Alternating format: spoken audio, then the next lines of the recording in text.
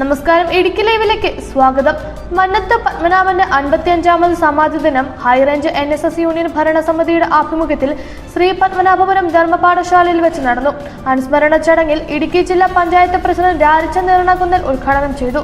Idukki live വാർത്തകൾ നിങ്ങൾക്കായി അവതരിപ്പിക്കുന്നത് woodpecker furnishing and Kattappana bed centre, government tribal higher secondary സ്കൂളിന് സമീപം, കട്ടപ്പന. രാവിലെ 7 മണി മുതൽ പുരാണ പാരായണവും തുടർന്ന് സമൂഹ പ്രാർത്ഥനയും നടന്നു. ആചാര്യന്റെ പൂർണ്ണകായ പ്രതിമയ്ക്ക് മുൻപിൽ നിരവധി സമുദായ അംഗങ്ങളും പൊതുപ്രവർത്തകരും പുഷ്പാർച്ചന നടത്തി. അനുസ്മരണ സമ്മേളനത്തിന് ശേഷം യൂണിയൻ പ്രസിഡന്റ് R മണിക്കുട്ടൻ പ്രതിജ്ഞാവാചകം ചൊല്ലിക്കൊടുത്തു. നായർ സർവീസ് സൊസൈറ്റിയുടെ രൂപീകരണ വേളയിൽ മന്നത്താചാര്യനും സഹപ്രവർത്തകരും സംഘടനയ്ക്ക് രൂപം കൊടുത്തപ്പോൾ ചൊല്ലിയ പ്രതിജ്ഞയാണ് എല്ലാ വർഷവും സമാധി ദിനത്തിൽ പുതുക്കുന്നത്.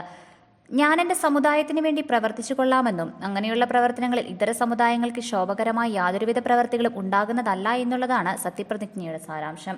ഒരു സാമൂഹിക പരിഷ്കർത്താവ് അദ്ദേഹം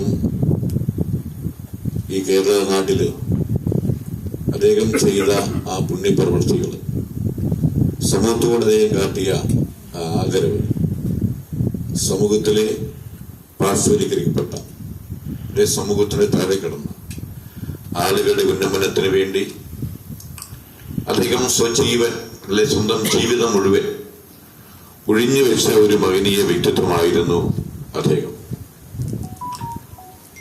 ജാതി വർഗ വർണ്ണ ചിന്തകൾ അതിന്റെ കൊടുകുത്തി പാടിരുന്ന കാലഘട്ടത്തിൽ സമത്വത്തിന് വേണ്ടി പടപൊരുതിയ ഒരു ധീര വ്യക്തിത്വമായിരുന്നു ശ്രീ മന്നത്ത് പത്മനാഭപുരം.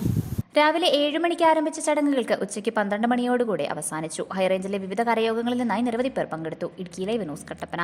ഇടുക്കി ലൈവ് വാർത്തകൾ നിങ്ങൾക്കായി അവതരിപ്പിച്ചത്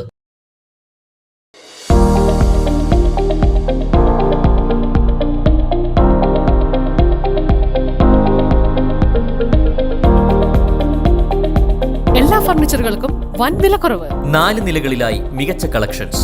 ബെഡുകൾക്കായി പ്രത്യേക വിഭാഗം. 2400 രൂപ മുതൽ ഗ്യാരണ്ടി ബെഡുകൾ. EMI സൗകര്യം ലഭ്യമാണ്. Woodpecker furnishing and Kattappana bed centre, government tribal higher secondary സ്കൂളിന് സമീപം, കട്ടപ്പന.